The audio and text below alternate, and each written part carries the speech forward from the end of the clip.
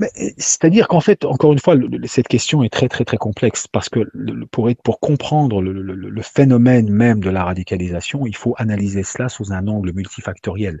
La radicalisation est un processus qui contient autant de psychologie, de questions identitaires, qui a une part de religieux dedans, tu vois, et il y a une part aussi de rejet de la société dans laquelle tu vis et de la société contre laquelle tu veux combattre.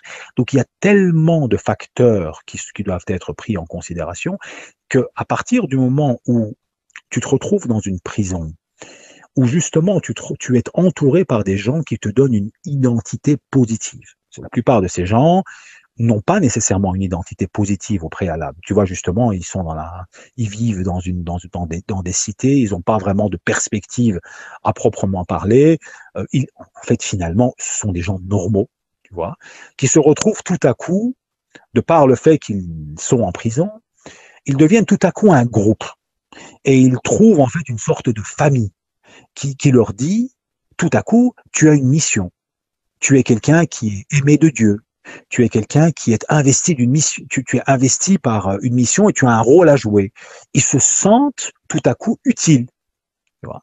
Donc le processus identitaire dans la radicalisation et l'incubateur que la prison peut représenter, bien évidemment, est important. C'est un incubateur important, mais c'est pas le seul incubateur. Tu as des gens qui ont pu se radicaliser en dehors des prisons. Tu vois, c'est ce phénomène identitaire couplé à un discours religieux qui vient valider ces comportements qui vont être la racine même de la radicalisation. Tu vois, et c'est un débat évidemment parce que dans une perspective purement sociologique et surtout en France, ces facteurs-là, donc par exemple le facteur des idées qui ont une incidence directe sur les comportements, ça n'existe pas, ils comprennent même pas cela. C'est une des raisons pour laquelle on a été très inefficace dans la lutte contre la radicalisation, c'est parce qu'on a analysé la radicalisation uniquement sous un prisme purement sociopolitique. Tu vois, et le facteur religieux, donc le facteur des idées, a été complètement mis de côté. Est-ce qu'à un moment donné, il y a des idées qui peuvent être véhiculées sous une forme religieuse et les gens peuvent vraiment y croire et les mettre en pratique? Ça, c'est quelque chose qui ne rentre pas dans ce cadre-là. Parce que pour eux, tout ce que tu mets en pratique pure, n'est qu'une pure lutte de structure politico-sociale.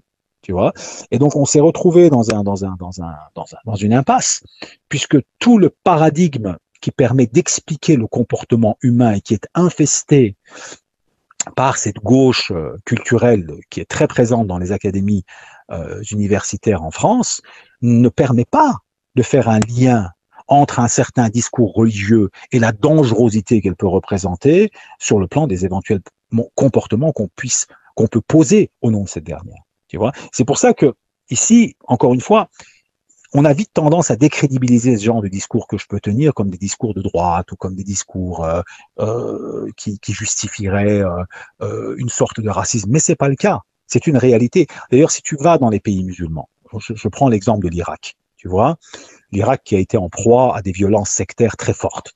Tu vois, les spécialistes du djihadisme en Irak, et je parle de spécialistes sunnites pour éviter la question chiite-sunnite, les spécialistes sunnites de la radicalisation en Irak sont tous des gens qui vont centraliser la question du discours et la question des idées avant tout.